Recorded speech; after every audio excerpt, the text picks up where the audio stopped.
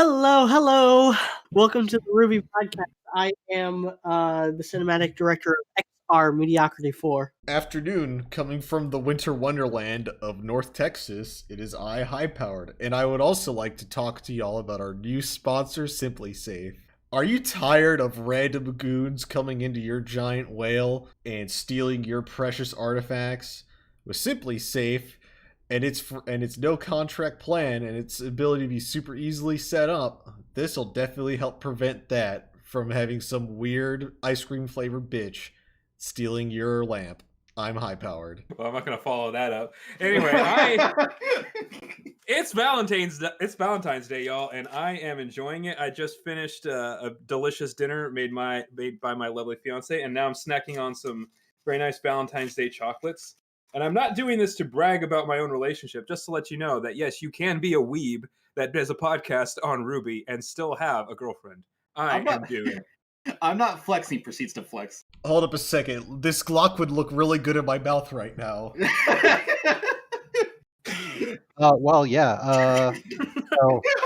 Glocks and mouths. I, having spiraled so far down into the ultimate knowledge that I will never achieve a GF, that I have gone past hopelessness into ultimate acceptance of my forever loneliness, have decided to move away entirely from humanity and return to the process of being a jackalope and a cryptid. I'm Coop.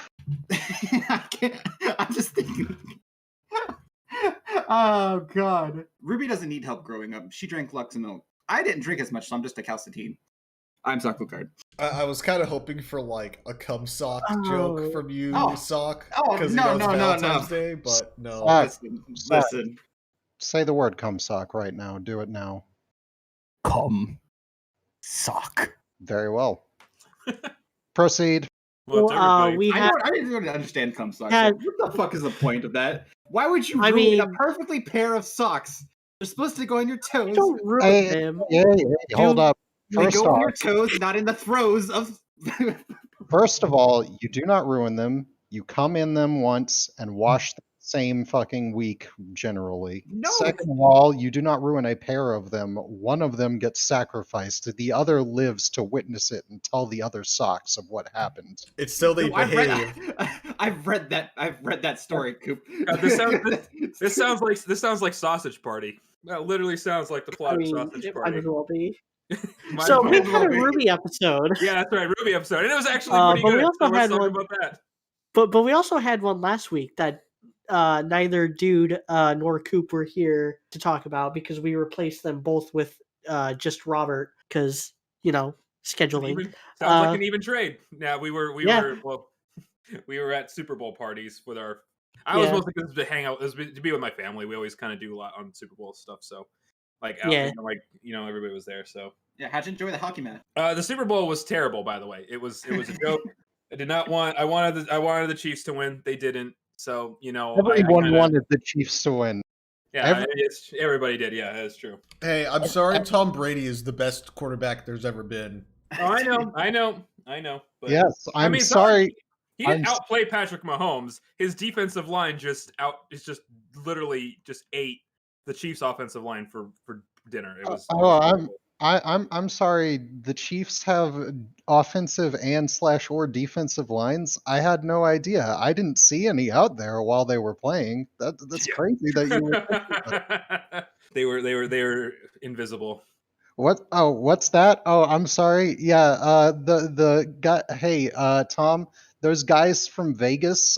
They just called. They said I should just throw down like 50 yellow flags just in the next 3 seconds. On the Chiefs, you cool with that? Oh, okay. Yeah, and Tom says he's cool with that. One of them, Tom says, one of them will cancel my terrible interception. Yeah, sure, go for it. Anyway, so thoughts on last week's episodes. I have a little thing to talk about. We'll be quick. I don't have a soapbox or anything, so everybody gets to escape that this week. But I did watch the whole podcast. It was very good, probably because I wasn't there, but too bad. I'm back. No. We love you. But I like a lot of. Hey, I'm mostly positive. I actually overall really liked both of these episodes so far. They still have. Knock on wood, they have yet to drop the ball yet this season, except for the first episode. So I really like that Mama Schnee was not OP. I thought that was great because that's like an anime trope they do all the time. I mean, it's literally happening in some of the mangas I read, even when they're not shown in action. I mean, we were just talking about Uzaki-chan, and the guy's dad is like super buff and shit. It's like, why does every parent got to be a badass?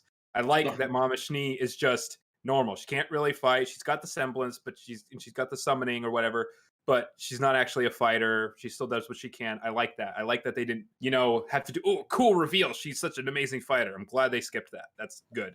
I mean, I kind of get why they do it like that. I do, but I'm just glad we got something different.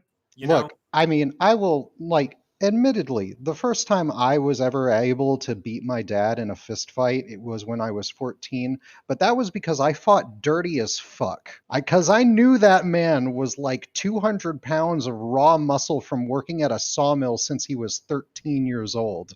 That's my purse. I don't know you. I don't know you. No, I literally, the guy comes at me. I somehow managed to judo trip him and get his arm into a hold. And I sit there for 30 minutes telling him, Dad, I swear to God, if you don't stop fighting me, I will break your fucking arm. And it took me like 30 minutes of me constantly just straining it almost to the point of almost breaking it before I convinced him, oh yeah, my kid might actually try to break my arm if I fuck with him. How long do I gotta teach you this lesson, old man? Oh my God, the amount of money I would pay to watch that. Anyway, so I like that. It sounds like it. Why else do you think I want to see it so bad? So I love how they're handling Whitley right now, and I actually like how they're doing Weiss and Whitley's relationship. I know there's a well-known YouTuber, RWBY who is not happy with that. I disagree. There are some people criticizing how Weiss is acting and how she's not being nice enough to Whitley, but personally, as a sibling, I get it. Yeah. They're siblings, and this is how siblings act. And I can understand why she doesn't trust him. He was a total dick to her last volume, and he did side with the dad. Is Weiss being nice? No, but I guess here's the thing. It's Weiss is being Weiss. It's okay for her not to be perfect and still be a good character. That's what I think people don't really understand. I think the show knows she's kind of being a dick. And if they know that, then it's fine. All right? I like how Whitley is also just kind of being practical. I think he's realizing his dad's being a douche. He's not like switching to like, oh, all of a sudden I'm a nice guy, right? He's still kind of just being who he always was. And I think that's a nice kind of middle ground for him. Hooray for private ownership, indeed. I do love how, even if it's by accident, this season didn't turn into the political diatribe we were worried about. I don't care if it's on purpose or not. It's not being annoying that way, and I was worried it would be. I'm glad that they are making us all look stupid for being worried about that, because I know we said we were worried about it, and we kind of look dumb now for being worried about it, but you know what? I'll take that. I'm happy about that. I like Ruby and Blake's moment together. As media said, Blake is digging herself out of the shit list, which is really nice, and we can talk about how Oscar's kind of doing that a little bit this week too. I'm really glad that's saying something coming from you. Yeah, it's a lot, but I mean, I'll talk. I have some stuff written down about that. Again, it's not even a rant, but I have a little bit of stuff written down for that too. Really glad that Sock brought up Nora for me. I appreciate that. I knew it. I do. Yep, you were right, and thank you. I tip my hat to you, good sir. I think it's really good that she's still saying that Ren's a part of her. The thing is, something to point out, because I think I have seen a couple places where people say like, oh, she doesn't need him. Here's the thing with that, and I'm speaking from experience as somebody who is in a high school sweetheart relationship. So I've been with someone for a very long time, and early high school too, not senior year. You know what I mean? It's in the same kind of thing with your parents or any friendship that lasts from a young age. Part of the reason that you love these people so much is because that they shape who you are, right? And so if Ren and Nora have heavily shaped who each other are by this point in the story of their lives, right? As long as they're actually good for and good to each other and they're actually attracted to each other, then they actually are probably better off together, even if they could be okay on their own, right? So obviously they could live on their own, right? But they're better off with each other because they have shaped who each other is so much, right? If they're actually good for each other as a couple otherwise, right? But you get hopefully that makes sense what I'm saying. The one thing I think is kind of weird, though, is that Nora didn't realize that she was so different from Ren. I thought this is still strange to me. I think I mentioned this a couple months ago on one of the earlier podcasts, because it's I thought it was always obvious that she was very different from him. That's kind of what made it work. the idea that she didn't realize that until now just seems weird to me. The fact that it even needed to be covered. I mean, I guess I'm glad she figured it out, I suppose, but I didn't feel like it was necessary to show that because I thought she was already well aware of that. That's the only thing that's weird about it to me. Like, obviously, like, I think with that, it's kind of like she hasn't had to like ask herself that question. Yeah, maybe. Well, this just leads back to a conversation we've had before on a previous podcast, where it's like the whole Ren and Nora thing. It's just like they've just been on the same screen, like for like together for like so long. That it's like you would think they would know this, but it's like wait, they're just attached to the hip at a certain point. I mean, as long as this is in some way an impetus for getting them together finally, then I don't care. You know what I mean? Yeah. I don't know how they're going to do it, but this has to be that, right? I said this before. And they always also mentioned about writing them out of the show. This definitely could, especially with her injury, as you guys mentioned, and then them getting together. Maybe Nora gets pregnant. I mentioned this several seasons ago, right? We talked about this a million times.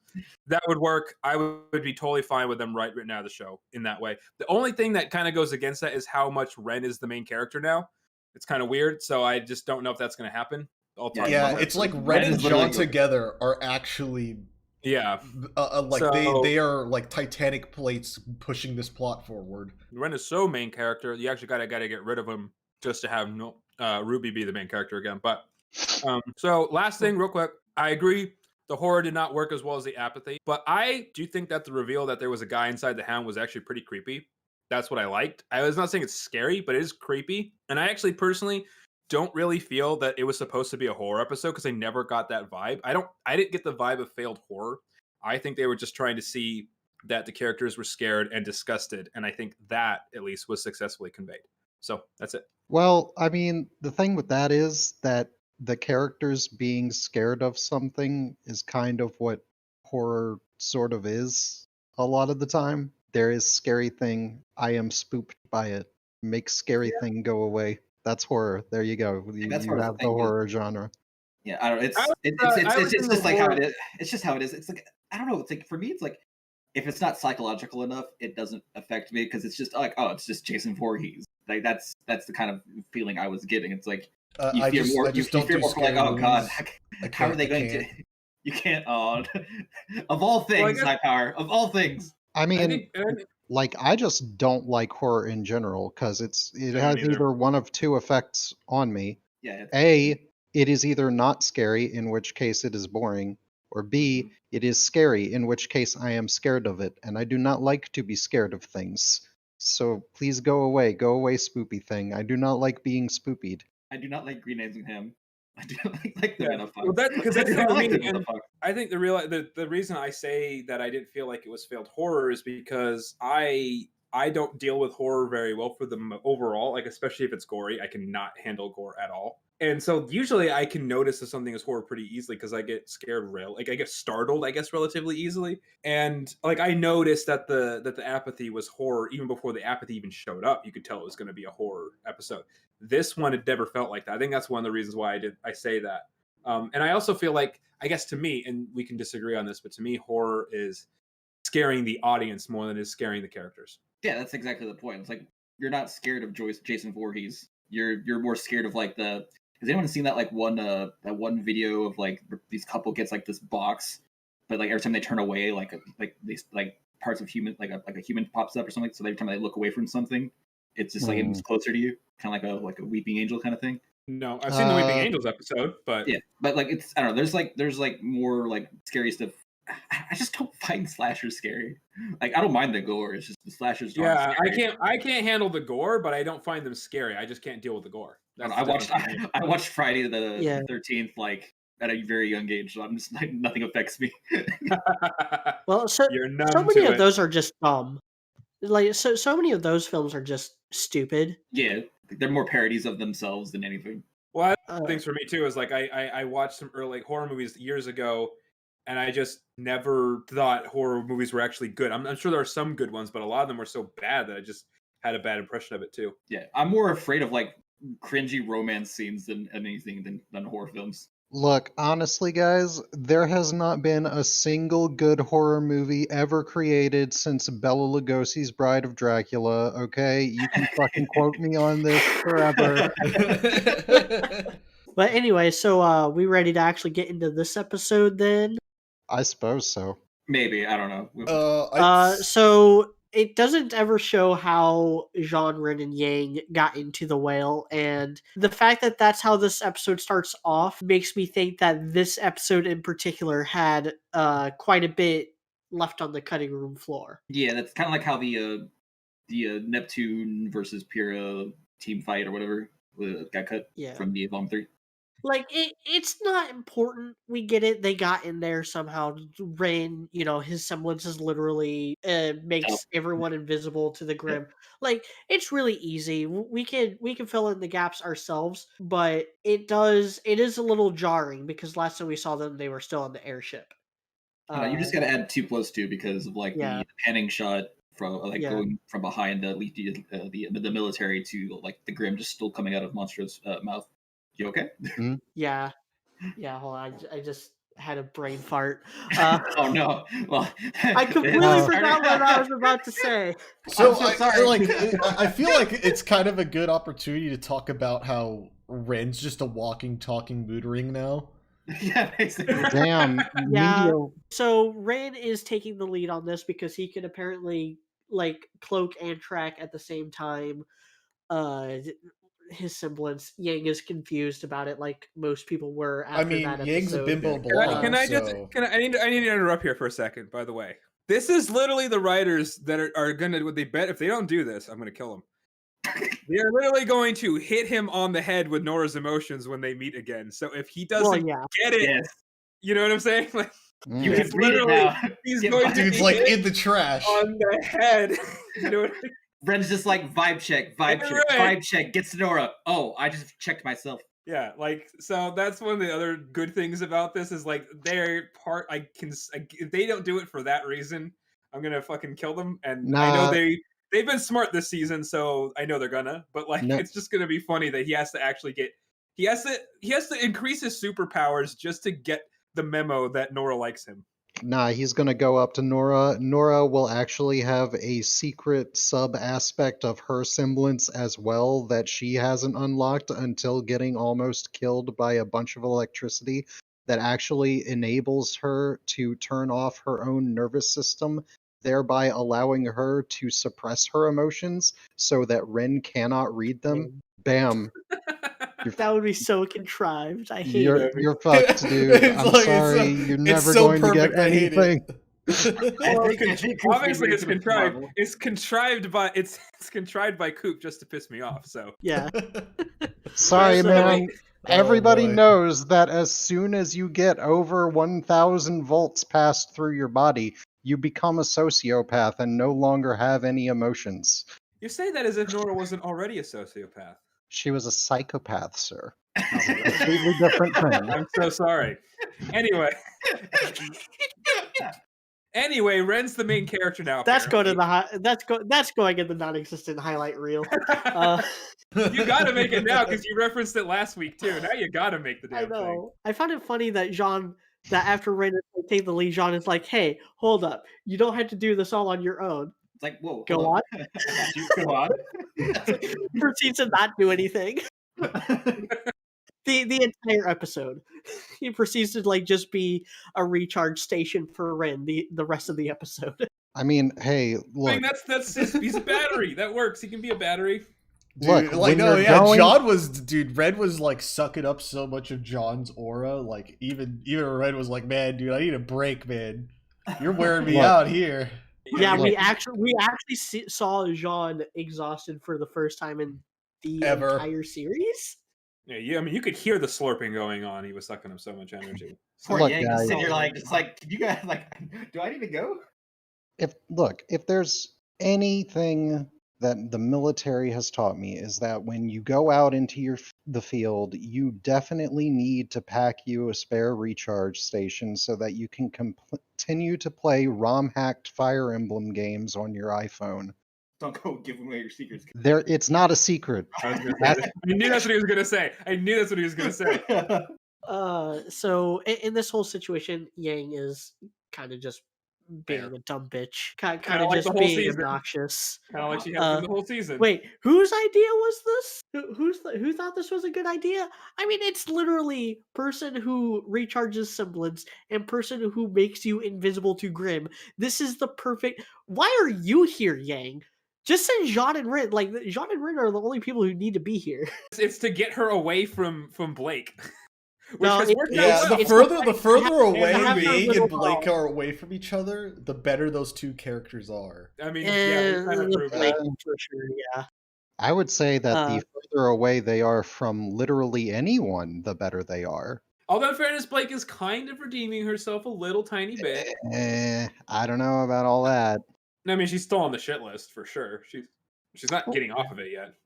I- But Dude, I too watched the previous episode of the podcast. However, I did not reveal this secret because I wanted to reveal this secret later in a more dickish way. But I am not of the opinion that her finally talking to Ruby after what has it been, like fucking 7 years, is it? Is particularly great. 7 years. I've done my waiting. Yeah.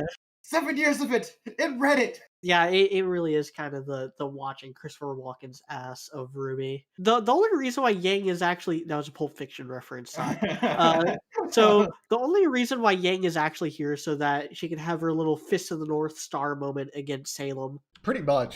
Yeah, with the but then in reality it's like Punches her a bunch, Salem doesn't budge, Yang gets out of the way, Salem explodes. Roses are red, violets are blue. Oh my wa mo shinderu.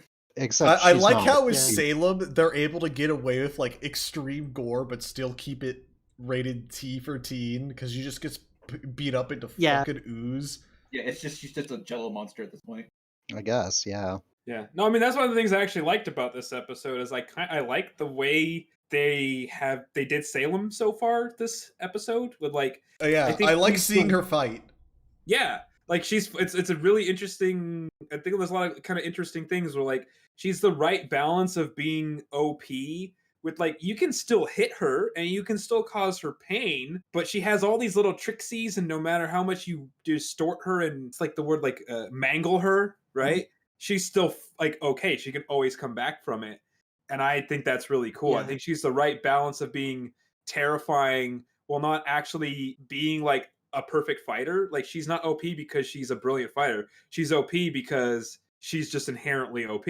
You know, I kind of like Yeah, that. and when you have this kind of immortality, you tend to not fight, very intelligently. Like you Mhm. look at other characters with regenerative powers, like Wolverine, Deadpool, literally any Logia user in One Piece.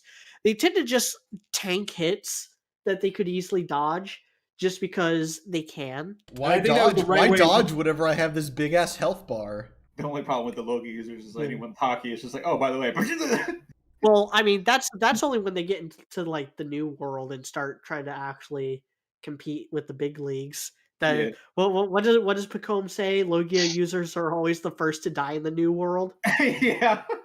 Right after he fucked up Caribou or whatever, the guy with the swamp fruit. Yeah, Caribou. So we get a lot of like bits where they're sneaking around, they avoid the seer. There's a little bit of tension with like Jean and Rin both getting exhausted. Meanwhile, we have Oscar talking about how using magic makes him and Ozpin merge faster. And I'm wondering when that has happened. Like, when has Oscar actually used magic? He used it to break his fall out of the thing, I think. Yeah. I thought that was yeah. the thing with the cane. Yeah, that's the thing with the cane. Apparently, the cane is like a focus for it or something. This episode is saying, like, so The focus for- basically, like the cane and all the gears in it is what allows Ozpin to use what little magic stuff things he has remaining. Apparently, even though they never said that before this, That's but what they apparently make it is. Looks like yeah. Yeah. Ozpin So can't do magic unless he's got his cane. yes, it's got secret tricks to it that somehow enable him to perform magical doodads and such. I don't know how it works. I also don't care how it works. It just works. Todd It's Howard like was Fallout. right. Yeah. Oh no, but that's the default. Fallout doesn't work. I'm just gonna put that. Well, I mean that's the joke. Okay. So after that scene, he's just kind of complaining, rightfully, because he's been tortured this entire volume. Uh, Yeah. he literally starts out the volume in a slum. Then the first time he leaves the house, he gets used as a chew toy, and then spends the rest of the volume up to this point being used as Hazel's punching bag and Salem's target practice. So he has a right to complain. Yeah. Uh, does he though? Okay, like here's the thing. He has been complaining about the same shit for how fucking long now? Like, it's just been, oh man, I don't want to merge with Ozpin. Oh man, I don't want to merge with Ozpin. Oh man, I still don't want to merge with Ozpin. Oh Even though it's man, all my ribs are broken. I still really don't want to merge with Ozpin. And here's the thing, I agree with Coop on this, and the reason why is I like how scared he is of it, but the reason why it doesn't feel earned is because he has no character. Gee, what a surprise. Like, there's a Yeah. reason why we hated Yeah, him the so much back in Volume 4 and Volume 5. It's because this is why the introduction of a character is so goddamn important. This is why the introduction of Oscar was so fucking terrible. It's probably one of the worst things they've ever done in the show, because we still don't give a shit if he merges with Ozpin. We want him to merge with Ozpin so he can die, just fuck off. Like, it doesn't matter because they didn't give him Yeah. a personality. There's no reason to care about him. Anybody, like, I even challenge the people who like Oscar. You cannot, I dare you to say you have the same level of care and sympathy for him as you do for characters in other shows that you like more. Like, think of people like Edward Elric, Ahsoka from Star Wars. Like, after people started to like Ahsoka when they fixed her after the beginning of the first season and the first movie she was in, that she was amazing and that everybody fucking loves her now, right? well, Frodo and Sam people even from retroactively liked her first season thing because of how she changed after Yeah, me that. too. I actually am the same way because I like how similar she was to Anakin even at the very beginning. So yeah, I actually completely agree with that. So she's my favorite character in Star Wars. So use her as an example. Frodo and Sam in The Lord of the Rings, like that last scene when Frodo actually puts the ring on and Sam basically has to try to say and all of that. You wouldn't care about that if you didn't know enough about them as characters. Harry Potter in the Harry Potter series, like when he goes to, get himself killed, like, about him. You are attached to him. There's nothing to attach to with Oscar. He still does not have an actual personality. The only things that he's done this entire time, this entire show, to make us like him is to do things against Oz because Oz is a dick and stupid. That's literally it. Every time we've said, "Oh, we kind of like Oscar a little bit now," it's literally when he tries to help the kids instead of Oz. That's it. That's not enough. Otherwise, he's still sucked. And they've never given us any reason to actually care about him. We know nothing about him except for he doesn't want to merge with Ozpin. You got to give us a reason for us to care about why he shouldn't merge with Ozpin. What character traits is he going to lose? As of right now, nothing. There's no reason. What's he going to change? Not at all. That's it. Like, that's why it's pointless. That's why it's not really earned, and that's why it's annoying when he complains about it, and why it's not very earned. Yeah, his lack of a proper establishing motivation in Volume 4 just continues to haunt him throughout this series. Because they've never gone back and said, like, okay, this is why he's here. This is why he decided to listen to Ozpin back in Volume 4. They've never given him that moment. I mean, like, I would assume that, like, I think they kind of just overlooked a step in some stuff with him, maybe, because Yeah. like they have. Yeah. I mean, like, because it seems like he was at his farmhouse, all bored and stuff, and it was like, oh man, I'm sure bored of the farmhouse. Then he gets schizophrenia in his farmhouse, and he's Yeah, like, there's no oh man, bargaining or negotiation. It's just like, okay, I guess I'm getting on the train now. yeah, and he's like, oh man, I gotta find some pills for this or something, I guess. I don't know. And then, like, he's just convinced out of nowhere. Maybe that's a cutting room floor thing. I don't know. Nobody has ever seemed to come up with any reason for that. Then he comes up, He's like, yo, I got this cane. Here you go, kid. You're the new wizard now. congratulations, Harry. He kind of just acts as a voice box for the rest of the volume after that. And then after that volume, he gets some knowledge of, hey, the guy in your head, he got involved in some crazy ass magic shit way back in the day before humanity evolved the second time.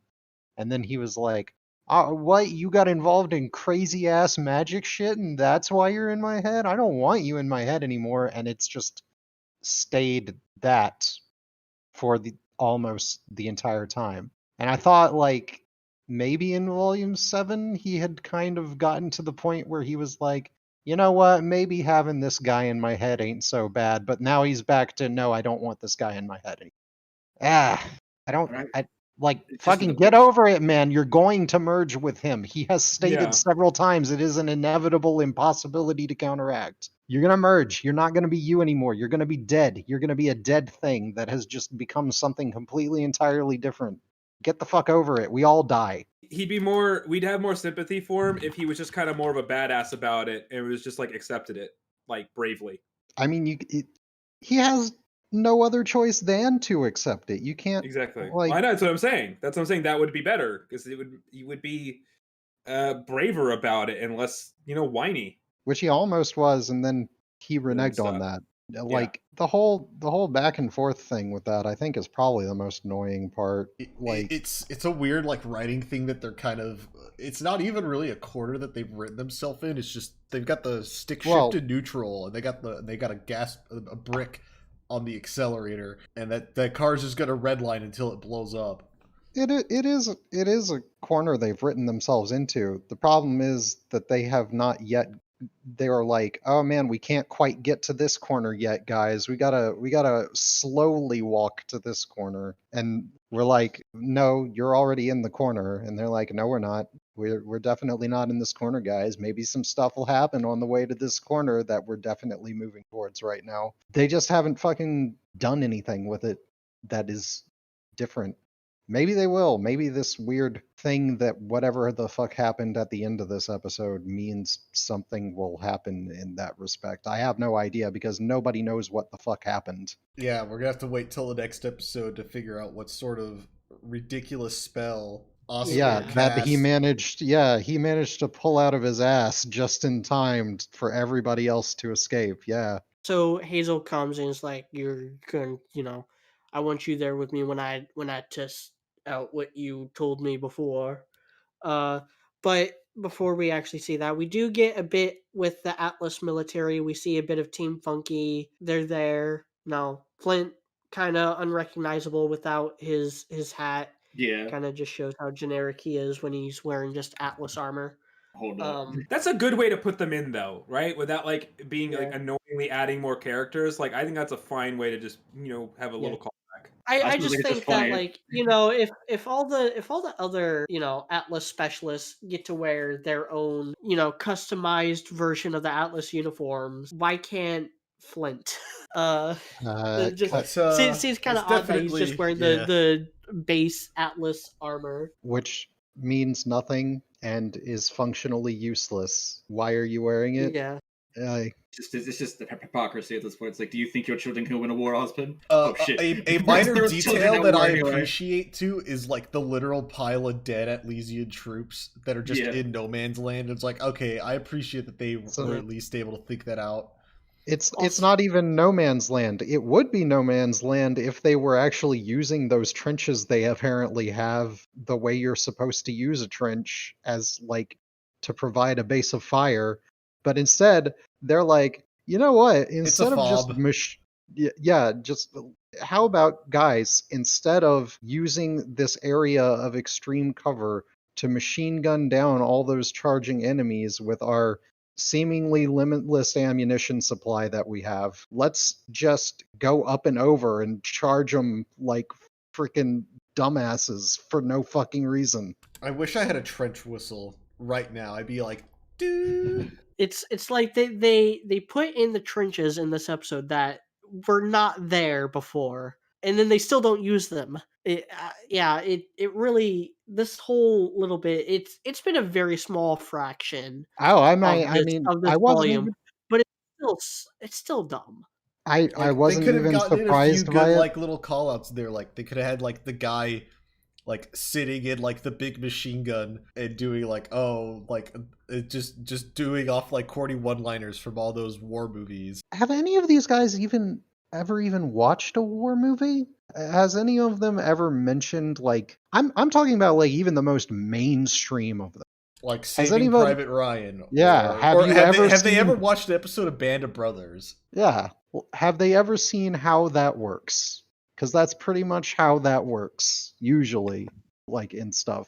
I would accept even like World War II level tactical doctrine for these guys. In Like the most fairness, badass the thing that's weird, and in fairness, like it didn't bother me too much because even Star Wars: The Clone Wars does this incessantly, where they just have people standing out in the open for no fucking reason and getting shot, like all the time. As great as that show is, they do that all the goddamn time, and it makes no Well, fucking sense. well, it depend. It In actually some contexts, it depends. does, but in Like, some contexts, it doesn't. Some of the contexts they do it in, it doesn't make any sense. The in-universe explanation for that is that the Jedi's are actually shit tacticians, and the clones are kind of trained to follow the Jedi in like using the Jedi Yeah, but it's not themselves just as cover. Yeah, but it's not just the clones that do it. And sometimes the Yeah. clones are doing it with no Jedi around. And again, it's not always the clones. I see like Hondo's band does it too. Like I yeah. literally just watch them do it. And it's like, what? So I know that's Because not the like a battle good enough droids get a explanation. pass because it's like, oh well, they're much more. There's a replaceable. quadrillion of them. Yeah, I get it with the battle droids. I don't get it as much with the clones or with other people that do it. There's other groups, like I said, that do that. Even when they're not working with Jedi or they're not used to working with Jedi. So that doesn't make sense to me. Yeah, it's silly. No, I'm not saying it makes it okay for RWBY to do it too. I'm just saying like it's not like it doesn't bother me as much because like this is not the only Well, here's the show that thing. does that dumb shit. At least with Clone Wars, whenever that sort of thing does occur, you've at least got a 50-50 shot of it being okay. Mhm. The entire what was it? The weird gas world that was constantly in darkness that they were on, where You mean Space Vietnam? Umbaran? Umbara? yeah, the think? Umbara arc. Umbara, That yeah. that one, they were almost constantly, doing some cool, typical type of stuff that you would expect of trained True. combat guys. Yes. But That's like, true. and then you've got like the occasional one-off where they're like doing some weird stuff that doesn't make any sense. Whereas with RWBY, every time that any form of military thing has occurred, it has always been stupid, 100% of the time. After that, we get Hazel and Oscar with the relic, and Emerald shows up. They don't use a question because just Oscar summoning Jin answers Hazel's question, which was Oscar telling the truth? Was he actually putting trust in Hazel to do the right thing? Or was he lying to try to like get one over on Salem? With that, Hazel decides to do a face turn, and so I kind of have a little bit of soapbox here. Oh, And it's no. gonna be like Oh. 90 and it's gonna be Uh-oh. 90% of my review as well, which I will mean, already be out by the time people are listening to this. RWBY's writers rather get a lot of flack for quote not planning things out properly. The thing is, and I've been saying this for a while now about RWBY, and this just kind of confirmed that they had a point A and a point Z, but they were not good enough to keep things flexible in a way that made the transition organic. So look back at Hazel's backstory in Volume 5 and how stupid that was for the context of Volume 5. You have this person whose sister was killed by the Grimm, and he decides to take it out on Ozpin and not, the person who controls the Grimm, Salem. And yeah, Ozpin is a little bit to blame for basically making child soldiers in this war against Salem, which is kind of echoed with Marrow's little bit in this episode. It's still like his motivations do not line up with his actions, because instead of this is the kind of character who would be a good third party. This is the kind of character who would be a good like antagonist for Ozpin without working under Salem, because that it didn't make sense in volume 5, and this volume did a little bit before, a couple episodes ago, to help alleviate that by revealing that Hazel actually did go after Salem at one point, which just further called his actions into question. Like, okay, so he is smart enough to realize Ozpin isn't the only one at fault. She did make a choice. The Grimm are dangerous. The person who controls the Grimm is, excessively dangerous and directly responsible for killing probably a lot more people than Ozpin is, assumably. But it really feels like they gave Hazel that really weird motivation that didn't make sense in Volume 5, just so that they can have him do a face turn here. I mean, as he who controls the spice controls the universe, so too does he who controls the Grimm control the face turns media. We must all know this. I agree that like Hazel has not been handled super well. It's not crazy surprising to see him do this. I think we kind of saw this coming like episodes before. The one that makes a lot more sense to me, the one that I've called since volume 2, is Emerald. And like I know some people said like she shouldn't do it. I'm like, even back in volume 2, I knew she was never all in. She was never all in on this stuff, and you knew that. And I like the way they handled hers, at least, because she's just she's got like a different thing wrong with how they did hers in this episode, which is that they never addressed Cinder as being a part of it. Yeah, no. Well, no, I have my thoughts because we did get some quite a few questions regarding Emerald for the Q&A, but for me it was kind of solidified. I think it was 2 episodes ago when Cinder said, "I work for no one." Like, at that moment, I was like, okay, Emerald is going to leave Salem, and then her and Cinder are going to strike out on their own. That is my thought process. Like, as soon as, because it was actually Cinder saying that, like, she's not actually loyal to Salem. She's just trying to use Salem for her own means. That kind of solidified that Emerald isn't going to be here for very much, longer as a major antagonist. Well, it's even still the fact this is like, just because she doesn't want to be with Salem and stuff like that doesn't mean she's like, hey, I'm one of the good guys. Zuko here, she just wants out of there with everyone else. Yeah, Emerald wants out. The safest and most ideal end for Emerald is she literally, at the first opportunity she gets, is to exit stage left and never be just seen. Just leave Atlas, full stop. Just leave. Just like, oh, hey, look, there's a boat. Cool. It's like, I'm bye. I'm out of here. Yeah, no, I agree. The thing that I like about how they handle it is just like, she's like, okay, yeah, are you bitches coming with me or not? You know what I mean? That's the whole thing that she said. She's like, yeah, I'm out of here. And Ren's just like, yeah, I can tell she's scared, and that's a good reason for everybody else to just kind of buy it and not argue anymore. And she's just like, okay, at least in the short term. Yeah, exactly. At least in the short term. It's not a full face turn. Exactly. It's not like an actual face turn. It's just she's not on board with Salem. And that makes sense to me. Yeah, it's not a face turn. She is leaving. Problem is that it still doesn't make sense that they didn't address the whole Cinder thing, because Cinder has not been shown to have left Salem's employ yet, and she has not been shown to not want to be in Salem's employ right now too, and have a plan going on that she has told Emerald about getting out of it or anything to that extent. So the only thing they can really do now is have her go up to her and be like, hey Cinder, let's get out of here.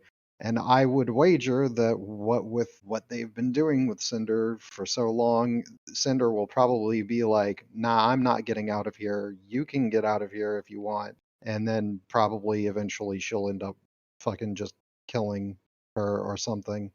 I don't know.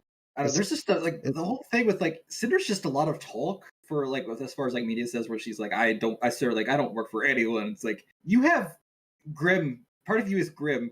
Salem kind of like can fuck you over at any point with just a thought. What do you mean? She's got that silver arm that she's got that silver arm that Wormtail was given by Voldemort. She's got that situation. She's kind of collared right now in a matter of sense. It's like, I don't know what she's talking about. Like, she can't go nowhere. because like she was already she was getting punished with that kind of shit like back on when they were all together before they set off to do their respective missions. So it's like I just don't understand how she thinks she's just gonna fuck off. I don't know. I actually kind of like the idea that like Emerald, and I know this doesn't necessarily make writing sense, but I would actually be totally fine with Emerald being so fed up with all this shit. She just even tells Cinder to go fuck herself at this point.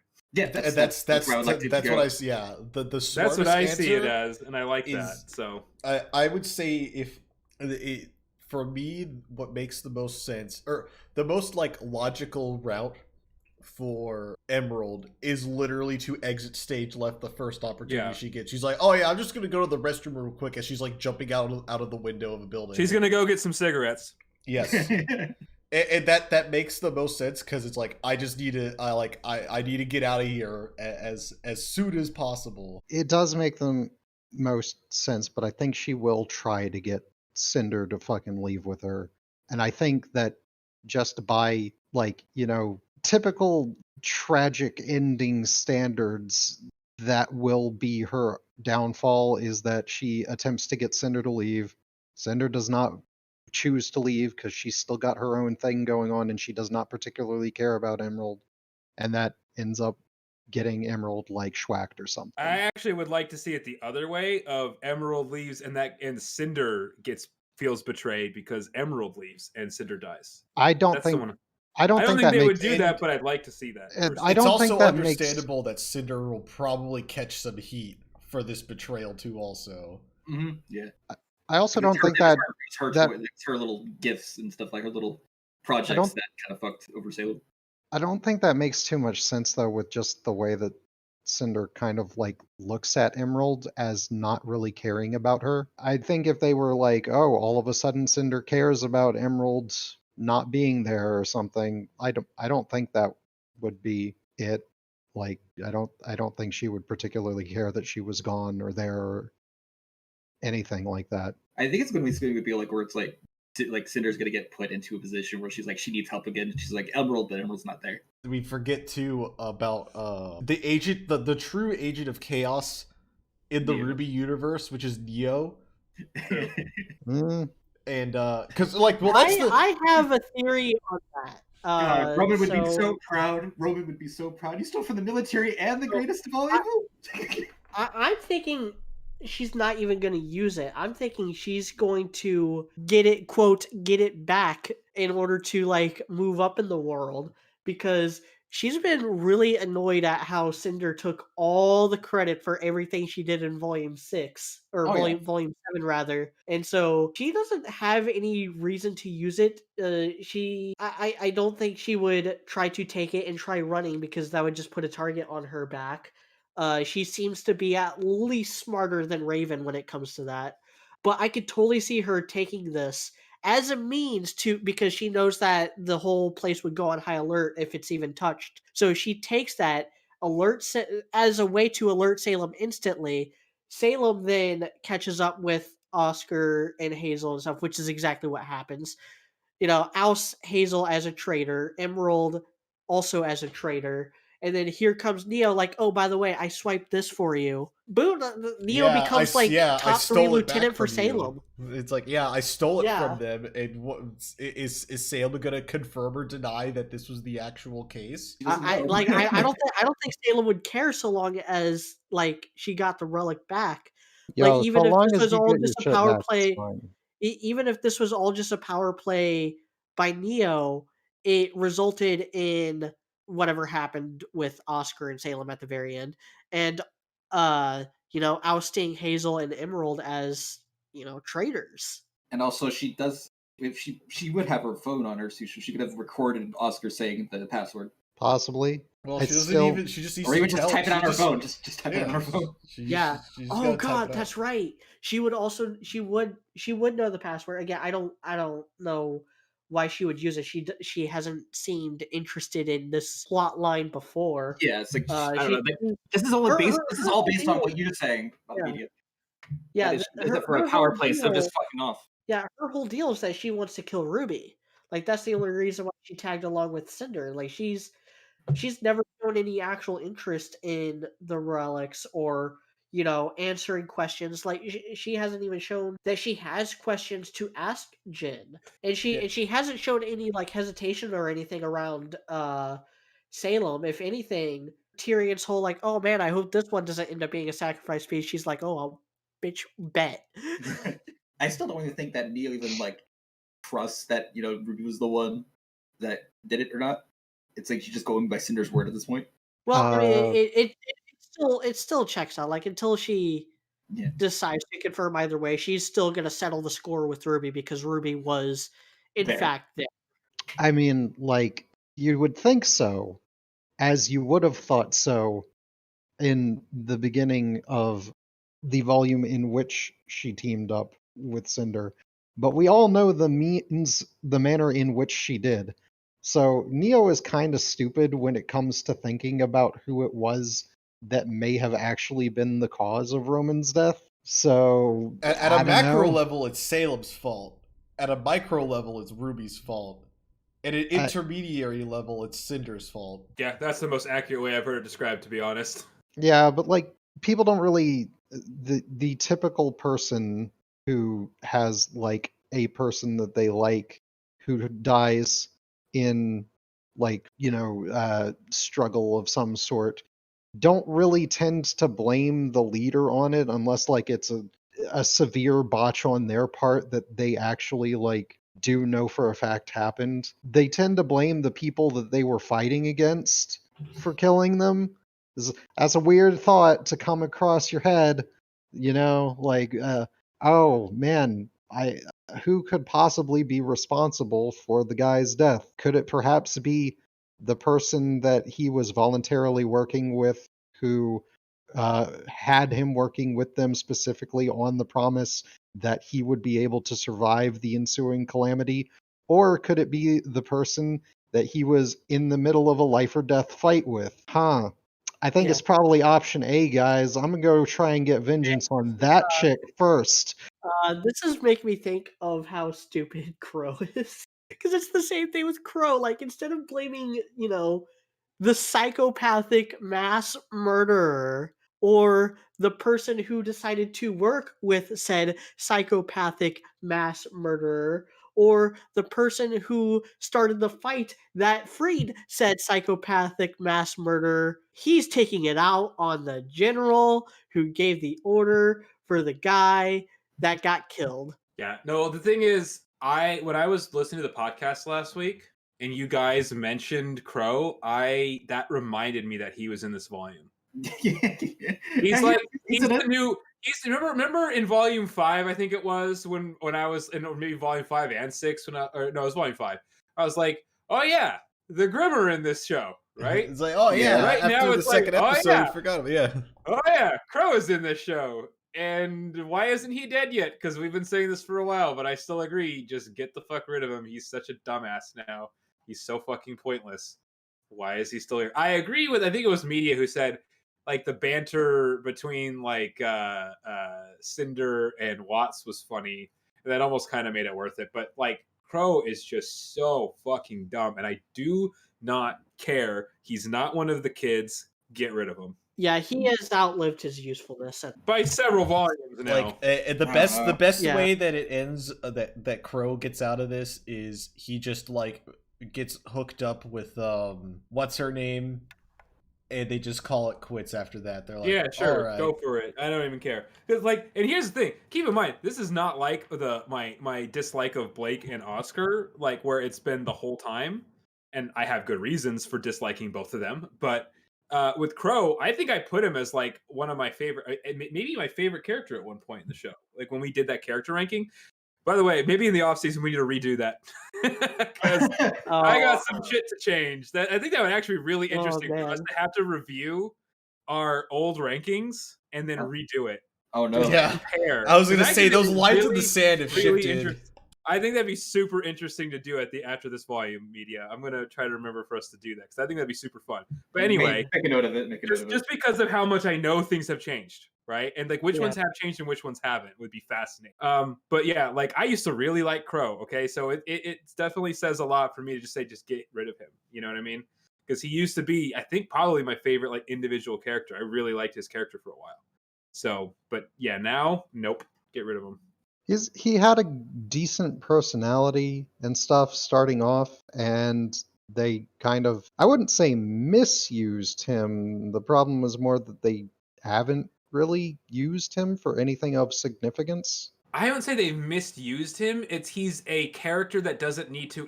He's a type of character that is not necessary and is only dragging the show down. I mean, like they could have crafted some necessity to him, and it seemed as though they might have been upon his first appearance. It seemed as though it might have been. Yeah. No, That was, he at first, yes. I'm saying at this point in the show, yeah, no, um, he's definitely not needed now. If it is indeed the case that this has been the plan for him the whole time, why would you? I would say that Crow has been one of the more improved ones rather than the planned out ones. Because yes, why would you plan out something that does nothing? Yeah, it's really disappointing because I like Crow as well. You know, I thought he was necessary in Volume 5. As bad as that volume was, it would make a lot less sense if he was not there. And you know, I liked the arc he was given in Volume 6. I liked a lot of the stuff he did in Volume 7, but it was so isolated from everything else that was going on in Volume 7 is leading to the stuff he is, you know, gonna be trying to do in this volume. That's just, it's really bad. Like the thing with Crow is It's that really dumb. all the things that happen with him are in regards to him almost, and the only things that he contributes to the wider narrative is exposition basically, and he's Yeah, already dumped that. Crow in this series right now is it's the anime character with the glasses that has to explain everything. Yeah. yeah. Well, the reason why I liked him at first was because I mean he was an interesting character. He had a cool personality, and he gave us kind of a little bit more insight into Ruby. Honestly, right? Mhm. I think that's one of the things that he gave us in his first appearance in volume 3 and his sort of guidance in volume 4, and then I guess kind of a little bit of leadership in volume 5. But again, a lot of it was really that relationship between him Well, and yeah, the yeah, and Ruby and Yang a bit, right? But at this point, that's not, we've already gotten that and it's not needed anymore. Like he doesn't. I think if his relationship with them contrasted with his relationship with everybody else a little bit more like it Yeah. seemingly did at the beginning, where he treats everybody else like a dick but is actually nice to these two because he actually cares about them. But they kind of have him being more and more of a sweetheart to everybody, like Ironwood and Winter and stuff. They didn't have like the same original banter that had their dynamic being so cool in the first place, and they had very little of it at all. Even when Volume 7 rolled around, they didn't really interact. I can't even recall if they interacted at Yeah, I all don't in Volume think 7. Crow had seen Winter like except that one time I whenever they th- were I all in the meeting room together. That was about it. Yeah. Yeah, but that was like that was a pretty solid, that had some real character chemistry going on with it, which was not seemingly. I think part of the thing was with like Clover being introduced, because Clover is just a boring guy, and He really is. it's like there wasn't really that cool of an interaction between those two. It was just two guys having small talk with each other, and it wasn't that cool. It's not that interesting. I don't really care about two guys talking about, hey, I quit drinking. Oh, cool. Here, want to play cards? Yeah, let's play cards. Uh, I drew reverse. You better not use it. I'm using the Uno reverse card, Crow. Fuck you. Shit, you bastard. Fuck, took all my money. Yeah, I always win at Uno because of my luck semblance. There we go. That's the entire interaction of them, the entire volume until they decide to kill each other. Pretty much. You're kind of right about that. Yeah, just about pretty much. And no offense, Um, well, I think you meant it. That was really boring to listen to. Yeah, I intentionally made Yeah. it that way. Well, you were successful. That was incredibly boring, and that you're about right there. I mean, like, there was somewhat of a little something to it, kind of, where they kind of went about it in a weird, wrong way. It was like seemingly I'm like, I Crow still just kind of like gets put in situations where you think, oh man, this is going to have to cause him to change the way he acts about stuff. But then those get cut short and he doesn't change. Yeah. Another thing that really hurt Crow a lot is he kind of was he's not the reason because the writers are the reason, but he was the crutch they used to move the plot along instead of the kids. He's always been that thing that has like kind of held them back from being the full, even more of the focus of the show, right? It's at this like we talked about that since volume 5, right? RWBY needs to be more of a leader, right? And in volume 5 especially, and even a little bit in volume 6, definitely a good amount in volume 7, he's still kind of leading them a bit. And now obviously he finally isn't, but that was one of the things that really annoyed us about him is that, it's supposed to be the kids taking charge of all this, the main characters, you know what I mean? RWBY, for example, right? And so Crow taking that away from them was definitely something that put him on the shit list. And now that he's not doing even that anymore, it's like, okay, you haven't found anything useful for him to do instead, so why is he even here? Him being cooped up has not been beneficial to him. Like, I still like him, but like I can agree that he hasn't done much, especially in this volume. Unfortunately, Stock, I have to disagree with you there, okay? Well, you can disagree with what? No. As we all know, being cooped up is the most beneficial thing anybody can do.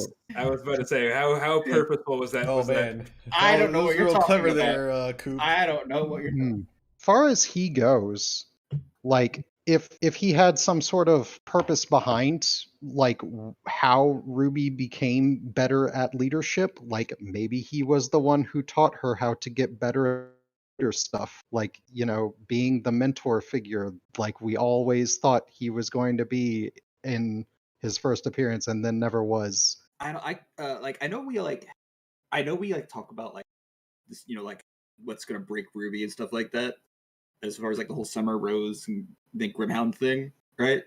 Mhm. But I feel like it's not going to hit as well this volume because I feel like they're heading in their direction of doing a hunter thing with Crow being the type of the series, if that makes any sense. I feel like that's what's going to like do the thing this volume if they go that route. Possibly. I don't know. Like he needs to do something like this next episode. He needs to be in it and be doing something for this to pay off at least a very small amount by the end of this volume. Like that's the way I feel it's going to go. Like not so much like, oh, by the way, like they're teasing Summer. Like no, it's going to be a Crow type. They are teasing Summer so hard. It's they not are. even funny. It's so thick in the air, but I still feel it's going to be like just going to be full on rage gone with RWBY. I don't think. I don't know. I don't think that with even them hyping it in the thing as much as that, I don't think it's gonna be nearly good enough, no matter what they do with it. I agree. I can't see what it is that they can possibly think up to conjure up there that'll get it across good, or at least as good as they seemingly want us to be like, oh yeah, this is gonna be super amazing when we do this awesome reveal, guys. Like, no, I don't think the mystery is that incredible. It's not even a mystery. It's the payout. It's not the mystery. It's the payout. Well, no, I mean, yeah, we know what the mystery is. We don't know what the payout is going to be, and I will tell you this: whatever the payout is, I don't care what it is. You could come up with the craziest fucking shit off the top of your head ever. It could be the most random thing that nobody in the entire fandom has ever come up with as being a possibility for what has happened to Summer Rose. It will not be satisfactory to anyone. Except for the dumb people. So what you're saying is Crow either needs to retire or die, is what you're saying. Yeah, she could either be dead, she could be some sort of weird Grim hybrid, she could be like stored in a test tube to make Silver Eye clones to make into an army of Grim hybrids. I don't care. Doesn't matter what she is. It's not going to be impressive to me. You have overhyped it. The only way I would enjoy it is how Ruby reacts to it, and it can't just be like, oh, she's shocked and like sad. Like, no shit. That's kind of the problem I think too. Like, that's no shit. shit. That's how she's gonna It's react. not about Summer. Like, Summer is just a boring. catalyst. That's boring though, to be honest. Like, if that's all we get out of it, is like, yeah, no shit. Like that's a predictable in a boring way thing. Yeah, I mean, like it's there's not much they can do with it. I don't think. No, you're right. Unless there's some sort of crazy, underhanded, weird back around time warp thing that they've somehow come up with. I don't know. From what I've heard, like I don't know how many hands at this point. It's probably something like 17th hand information at this point with how far I've removed myself from stuff. But anyway, like I was saying, I've heard some weird stuff about maybe like Oscar pulled some weird time warp shit. Oh, I've heard that. That's so dumb. That's worse than that's what I'm feeling is probably what's gonna happen. It's like time dilation with Weiss. Cool. Time anything to like time portals, anything regarding anything in any sort of media. Time travel never works. It doesn't work, especially in RWBY settings, because like that's just not gonna work. Marvel didn't actually make it work. Let's be honest here. You have to be like you have to build it already from the get go, like a Steins Gate kind of thing. You can't. Endgame was a satisfying conclusion, but the time travel part was the worst part of it. The best part of Endgame was the last big scene. Yeah, like that's the thing. It's so hard to do that. You have to build everything, the entire basis with it. You can't. They didn't even do a terrible job overall, but it still wasn't good. That's the thing. You can never make it make sense. Yeah, it was an aspect, but it wasn't the main point. So that's why it worked as well as it did, but also didn't work as well as it should have. It's still, I mean, I wish they didn't do a time traveling thing. I don't know. But anyway, it's just kind of further proof like that just doesn't work. You shouldn't do that. It should never be your choice. Yeah, as much as I love RWBY and I can talk as much about it, like time in this sort of story would not work, no matter how you try it. Like I will even I would be like, why the fuck would you do this? I would be pissed. It doesn't work. I can accept any well then it begs the question too also, like if Ozpin was able to like cast a magic spell on Salem to like trap her in some time paradox, then it's like, why hasn't he done that shit before?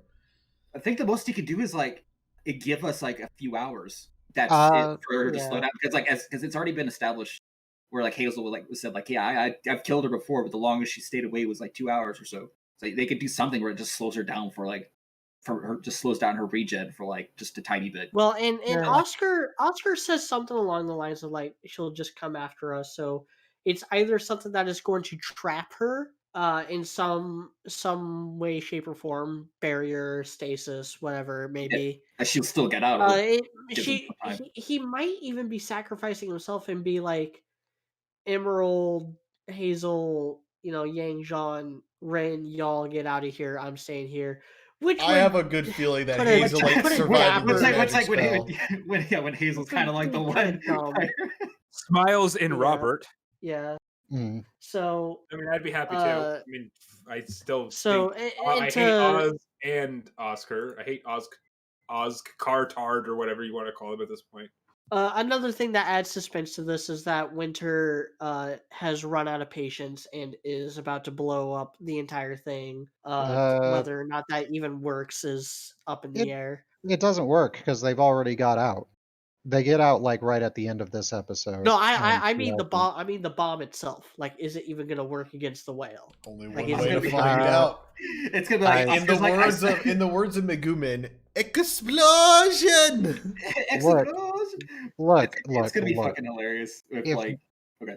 If duct taping random shit together has taught me one thing, it's that if you can get enough random shit together, you can make a big enough bomb. Wait, that's the bomb? She's just dropping an explosion lolly into the fucking whale? Hey, have you seen Megumin's explosions? She is the explosion lolly. They're pretty big. I know, that's what I said.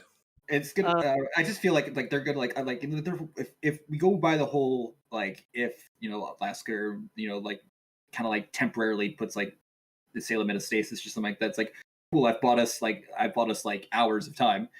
Explosion happens. Free Salem. She just comes out right away. It's So, like fucked up.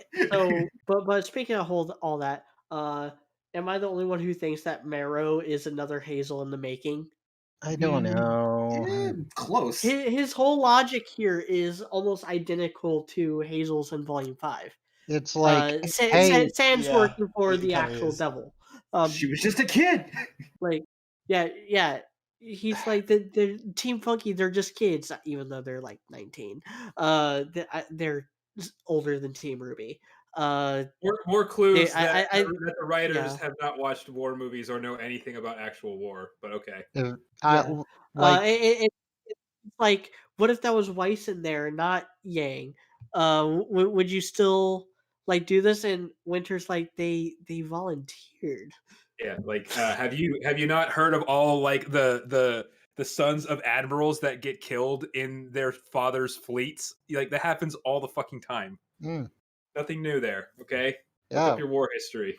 I mean, they kind of can't do that at this point. Also, the fact that they're complaining about sending children out to go kill monsters at this point in a story that is entirely predicated upon that as the premise seems really, really It's a weird. little hypocritical.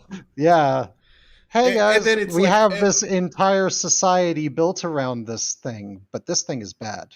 I don't know, I feel like Atlas operates a little bit, like not even a little bit, operates way more differently than like say that what we've seen mostly with like Beacon students. Where they're more go out, just chill out in Emerald Forest, do what you want, just fight. Yeah, Marrow's a little bit kind of an idiot. Yeah, yeah, Marrow's been drinking dumb bitch juice. I don't know what's up with He Marrow has indeed. recently. Yeah, he has indeed. Like, look, if I feel Marrow like gets recruited it's by just Salem, that would be hilarious. that would be.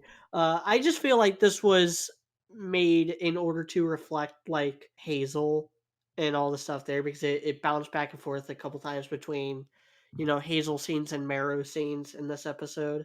No more Gretchen's, boy. I mean, like it's weird. It's a weird thing to bring up at this point in a thing like this. It doesn't make sense with the way the world works that anybody would be like that. Uh, you know, you know, and like Marrow, if you were probably a fucking kid when you joined up, you seem like you're one of the young Yeah, fucking bucks on the Marrow. line too. What the? Why did you not dodge the draft, bitch? What the fuck Yeah, is this? exactly. He's supposed to be. Isn't he supposed to be like 20? Isn't he supposed to only be like a year older than Team Ruby? I think he's fresh out of the Yeah, schoolhouse. he's Yeah, literally like out of yeah. special, like, well, I was gonna say like out of special forces training, but Like maybe he's two. really young. Like he might be 21 at the oldest. He hasn't even had a chance And to I mean, like even sample like Winter, Harriet or that other lady. but like Winter is much more firmly in adult territory. But she's in her late 20s. She's been doing this since she was a kid. So like yeah, you're right. It's just kind of a weird thing to bring up this late into the game. Especially since none of the characters in those scenes are under the age of 18. Yeah, the only characters in this entire episode who are confirmed to be younger than 18 is Oscar. Yeah, I mean there is stuff to be like thought of about it, but like typically if you're 18 years old, you're good for almost everything. The Yeah, the only like issue you could possibly somewhat reflect with that is one that like very few people who haven't like gotten into the military think about, and that is that like if you're old enough to sign up to literally get yourself shot and killed, then you should be allowed to maybe drink without having to be 21 to do it. But like that's like the most relevant thing to the age versus fighting deal, unless you go like full African child soldier with it, which Ruby doesn't. Yeah, exactly. I mean, even Naruto had like, oh, you're 6 years old. Amu, here you go. Yeah. Yeah, oh Naruto God. like 10 years Well, I old mean, and like that ready to was commit some war crimes. Naruto actually like did interesting stuff with that, like Right. the fact that they were so hurting for soldiers that any physically capable child was given the rank of Jonin. Hey, Like, can you jump from tree to tree for a couple hours? All right, you are now a tuning. Yep. We just need people. We need bodies. yeah. So there's some visual details with this little final fight that that I wanted to address. Hazel uses crystals with the colors of Team RWBY. They gave Red, Monkey Rock. white, yeah, red, white / blue, black, and yellow. Yeah, it's just like I saw that, but there was like this there was a white crystal and a blue crystal, so it's like I don't know. I don't know about like it's like I like the color of the crystals, but like there's just an extra color there. There's also two black crystals. I don't He has like 6 crystals jammed. I don't care because Monkey took Rock Steroid and then used Rock Steroid to make a Big Monkey Rock. Okay, Big Monkey Rock is cool. Yeah. Captain Remnant, he's our hero. Basically. There's also the part where he lights himself on fire, thus lighting Salem on fire. Burn the witch. Yeah, burning the witches at the stake. It was a little on the point there. I had to kind of call out on a little bit because that was not what happened in the Salem witch trials, though. That was something that happened way before the Salem witch trials. But it is confirmation that Salem weighs the same as a duck. Fully confirmed. What do you do with wood? You burn it. Burn it. If she floats. She floats. If she weighs the same as a duck, she's made of wood, and therefore, a witch. God, that movie is so good. This is a good bit. Salem turned me into a newt. You know, I will say this. I got better.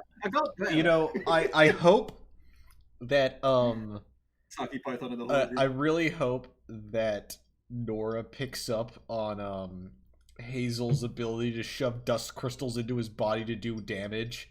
Oh gosh, she's just gonna go full thunder. Because she already has the taser as part of her weapon. Yeah. Well, yeah, she literally becomes the lightning god, and she just shoves her starts shoving lightning crystals into her body. Man, I mean, that's now that I'm thinking about it, that I'm gonna hold my tongue. Get some dust crystals from Bad Dragon. Oh god! Oh no! No! I don't think you're welcome. The dust cum lube. I don't think that's the tingling sensation you're looking for, media. Nora's like, this is the tingling sensation I'm looking for. So this is why I regret being a slice of life and romance trash person, because I don't understand any of the references y'all are making. Look, it's basically this. Okay, imagine, if you will, you were to hook a car battery up to a dildo, and you basically got the concept. Okay, gotcha. I thought we would have to explain Bad Dragon. So, I'm just skimming around, and we kind of get a look at Neo's ass. That's very nice. Yes. For a few frames. I'm just skipping around this episode right now. Thinking of if we've missed anything. Yeah, I think we've. Did we cover the fact that Yang, for the first time in this entire series, addressed Summer Rose as her mom? Oh, no, we didn't. Yeah, no, we kind of skipped over that. She did that. Cool. Okay, bye. Next thing. Yeah. I mean, I know Vex was happy. Yeah, I like leans over. She's like, oh yeah, her again. It's oh, your mommy, you gonna cry? God, she was just radiating smug. I almost wonder if they were trying to like make a reference to in-game with that, like, you took everything from me. I don't even know who you are. What did I take from you? Like, my mom, Summer Rose. Like, oh yeah, kill that bitch. That's what I did. I did that on Tuesday. Yeah. Oops. Yeah. It was a Tuesday. I mean, like, the amount of time that has passed between since Salem killed Summer, like, honestly, like, perspective-wise for her, it's like, oh yeah, it was like a week ago. Yeah, it was like, what, 10, 15 years ago at this point? Pretty much, well, sub 20. Yeah, it was less than 20, but it was more than 10. It was somewhere in that range of stuff. Ruby was alive, but apparently unable to talk. Yeah, and yet has vague memories of it. Question mark? Yeah, maybe. I don't know. Possibly was exposed to weird magic flashbacks of some sort. And it's very hard to tell. So that just leads credence to the theory that we might have a version of Summer Rose like the Hound. Again, I don't know if I would actually be okay with that, but I would be okay with that more than her actually being alive and just coming back as a hero, because that would actually make me drop Oh, the series.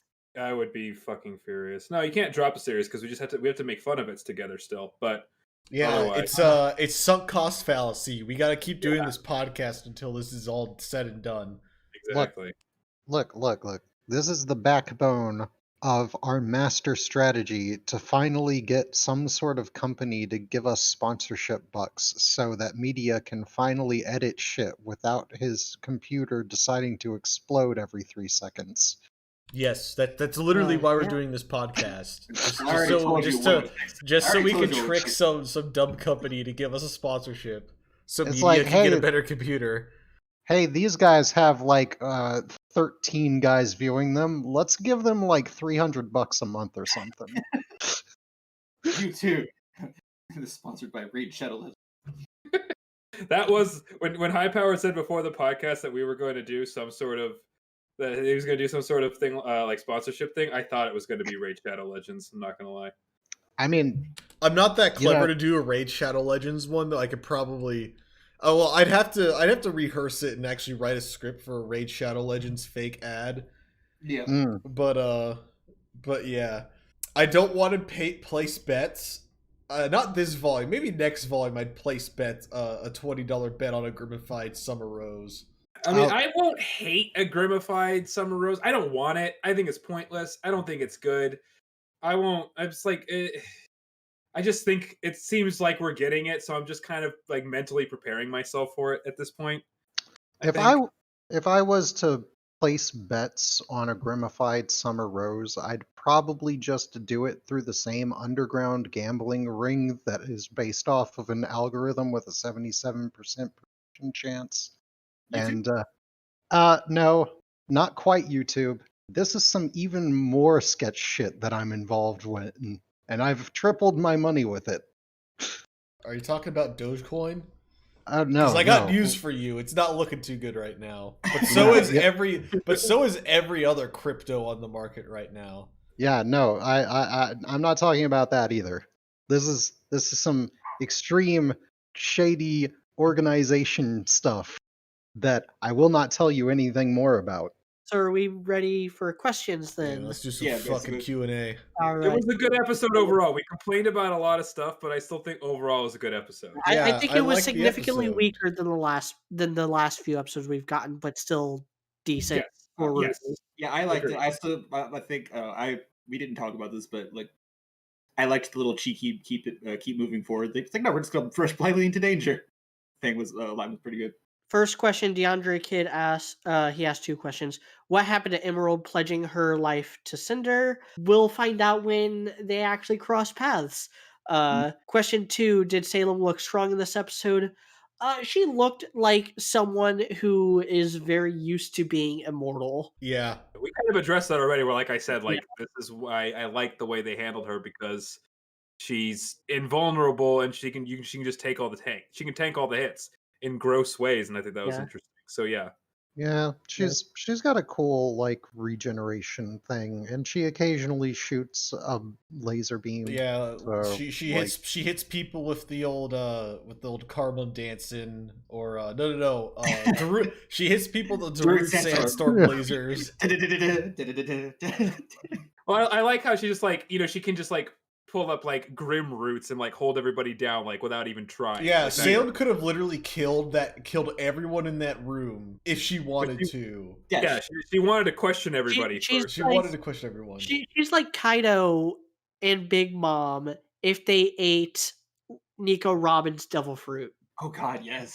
That's She actually is- frightening. That's actually frightening to think She- about. No, she's more like Ariel, who somehow managed to get some light lore spells so that she can cast Shim's Burning Gaze while casting the Dwellers Beneath. And she can take out your Doom stacks like that. Because Oh yeah, that's whoever right. Total Warhammer 3 is going to be coming out sometime in the future. It's going to be end of this year at minimum, supposedly. Hey, it's a good time to buy the 300 DLCs that are available for the second game. Blade Charge asked, after seeing Salem fight, do you think she's a legit threat? Yeah. I mean, she completely mopped Hazel, Yang, Jean, Rin. Emerald didn't really do anything. Oscar didn't really do anything, but they were there. Yeah, of course she locked Emerald. Of course, Emerald didn't do anything. Salem locked her down immediately. She says, "No, you are a problem. You're coming with me, whether you like it or not." Yeah, didn't even want to take her out of the room first because she might give her the slip. So Sean Resendez asked 2 questions, but I think we kind of answered them both. Since Summer has been getting mentioned a lot these last 2 volumes, do you think we're going to get some big reveal that she's a Grim like the Hound, or maybe that she's still alive? Again, I would be fine with her being houndified if she is actually alive. This show would be permanently on my shit There's list. a big asterisk on that being houndified and alive at the same time. I just want Grim hybrids and Dr. Merlot. There's like I don't even want the houndified. I don't even want that. I prefer that not to even be a thing. Well, but if we have to, that's acceptable. I won't, be obscenely pissed if that's what happened. I guess that's what I'm saying. There's basically either she's dead, and Salem is just toying with them for the lulz. She's alive, and Salem is toying with them for the lulz, but also because she has something to back the lulz. She's grimified, and Salem is toying with them for the extra lulz on top of the lulz she'll get once she reveals that. Or 3. Oh God, she's like disappeared off somewhere that even Salem doesn't know. But Salem does know how to get lulz, so she might as well do that. Do you guys want to hear the worst possible thing they could do? Sure. What? I think they bring her back alive? There's a worse way to bring her back alive than just having her time travel? Is it the time travel bring her back alive? Time travel is the second worst. The worst thing they could do is she could be grimified, and they try to save her from being grimified, and they successfully get her out of the grim and save her. I mean, that would basically just be like she's time kept travel. Yeah, that'd be bad too. It would be like it's the robot chick from Avengers. If they do that, we have to have an entire episode just shitting on that. That would be the same as it's like, hey, by the way, even though there's no body, let's have a Grimpira. It's the same. I mean, it would basically be. It would be. I don't think it would be worse than if Salem just had her kept hooked up to some fucking coma machines this whole time for no reason, and they just unhooked her from the coma machines. It'd be equally as stupid, but it would not be as painful as watching them being all happy about saving her. That would be way more painful to watch. Yeah, I think that's the thing. I can agree with that. But in fairness, at the same time, let's give them a little bit more credit for now. God, I hope I don't regret saying this, but they haven't been sucking that much, so I don't think that's going to happen. I swear, if they just do a grimified, if you just jinxed it, I will laugh so hard if I jinx that, to be honest. Yeah, because God, they would literally be the worst writers in the history of the universe if they did that. So it'd be so funny whatever. It'd just be so goddamn hilarious. Be such horrible writers to do that. Sean Resendez also asked about Emerald and Cinder. Rob Caro 85 asked, with Neo taking the lamp and probably asking the obvious question, will Cinder get the most unexpected end? I don't know what would be unexpected about any of that, but I don't think Neo is going to ask any question. I think this is all a power play to become one of the top dogs within Salem's organization and not just the pet that Cinder found.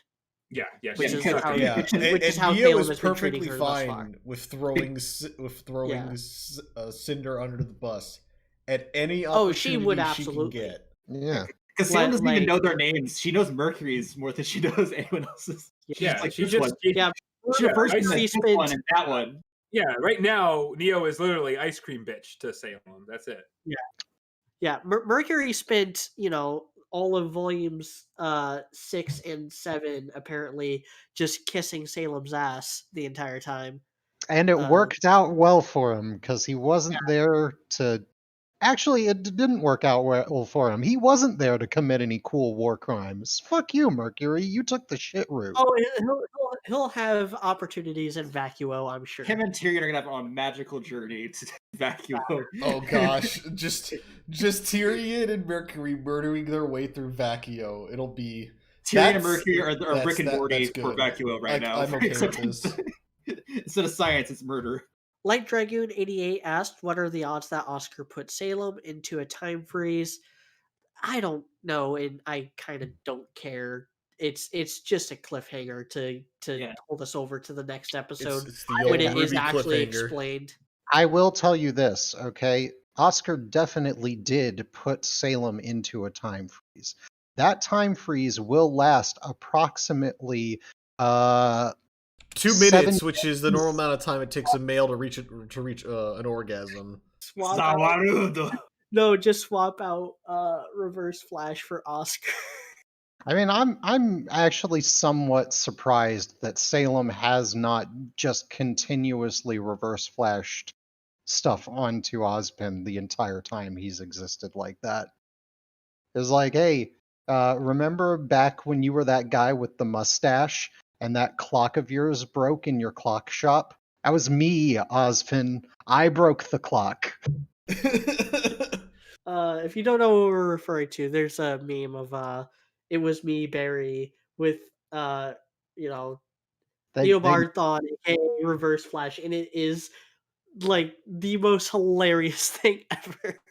John Barriston asked, after seeing Hazel vs.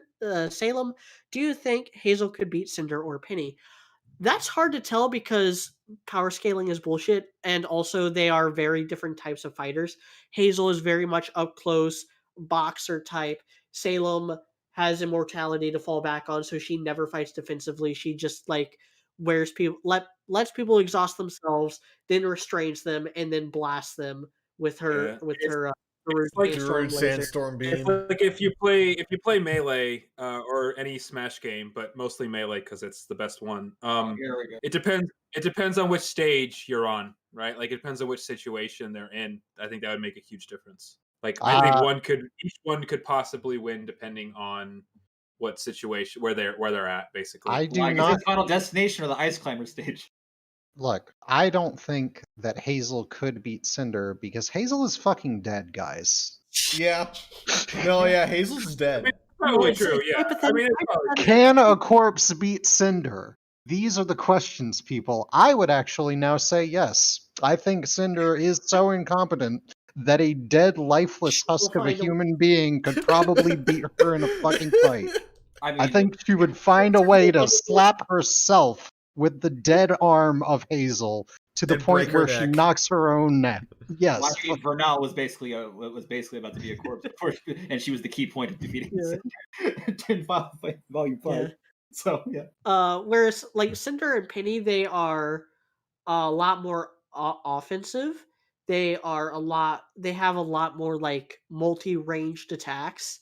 And they're also just much more just primal forces of nature. And unlike Salem, they're not gonna let Hazel just beat them to a pulp. Then again, Cinder might get like cocky and then try doing that, and then there would be game over for her. Her aura does not protect her entire body because Grim parts. Yeah. We got her backstory too now, so like all bets are off. Yeah. So wrapping this up, Quiet Message asked 3 questions. Did Hazel's turn seem too sudden? I feel like it was coming. I mean, not really. with how the logic of this show works, no. Because, like, you gotta understand, too, Salem has been withholding information from pretty much everyone that works for her, too, also. Yeah. It works enough. Second question, did Yang's mention of Summer feel natural or did it feel awkward? It felt natural, and it did not feel nearly as awkward as her not having any kind of reaction last volume to, the news that Salem did in fact do something with Summer. Yeah. And then final question: what do you think Neo will ask if she's going to ask anything at all? I don't think she's going to ask anything at all. If she does, it'll probably be like, "Hey, how did Torchwick die?" Yeah, that's No, more thing. no. If she I asks something, it'll be it's like, where's "Yo, Ruby? how do?" No. She'll fucking type the Jin thing into her phone. She'll be like, "Hey Jin, how the fuck do I change the voice on my text to speech so it sounds cooler? I don't like this voice at all. I really just can't fucking find a good one to download." I only have Like, the male version. Where's the female one? I'm a goddamn lady. Jen's like, really, you summoned me an all powerful, question answering magical deity for tech support. Shut up, Siri. yes. Yes. And then Neo goes, And then well, Neo explains Neo explains again through text to speech, like, "Hey, I can't just like call tech support. I can't talk." Anyway, I think we're about ready to wrap this up. If Yeah. you like what you've seen here and you want to see more, like, comment, subscribe. Consider supporting my Patreon. Join us on Discord. Links will be in the description. It's Valentine's Day as we're recording this, but it is February 20th as you are listening to this, if you listen to this right away and not in the future. And if you are listening to this in the future, how does it feel to still not have flying cars? spoiler I alert, not great. I focused so much Yep. on that freaking reference that I forgot where I was going with that. But oh yeah, watch my Valentine's Day special. I did top 5 favorite unconfirmed but still viable ships. I will tell you this. If Elon Musk in the next 7 days comes out with a flying car, you're going to feel like real shit, media. I was gonna say if Elon Musk makes Dogecoin go to know. fucking 10 cents. It's not very cheap. One of these days though, that reference is gonna like be on poorly aged things, because Mm. they make that joke right before they announce flying cars, and then people in the future are gonna be like, haha, right after this came out, he said, and then it actually happened. You see, like that joke will come from us, but then like our podcast hits like 100K viewers per episode, and then it doesn't matter anymore. We can make all the terrible Yeah. jokes we want then. Just like we have before. So really nothing will change at all, ever. Except we'll Except have my to ad figure. revenue. Yeah, except our ad revenue and then the eventual breakdown and dissolution of the podcast because we'll all get mad about like How who will gets it what sort of money. How will it happen? Will a woman be involved? You'll just have to stay tuned in, folks. Find out next week on the RWBY and Beyond podcast. And if you're somewhere where it's snowing real bad and you live in like the South where y'all don't know what snow is, just be careful driving. Yeah. Yeah, it's that time of year where Forget how to drive for people. Laughs in Southern Californian. I don't know why they didn't bother changing the name of it away from Polar Vortex to something even more menacing this year. Like I thought they were supposed to be coming up with something that was even more crazy every year. I guess they just got lazy. Second acquittal.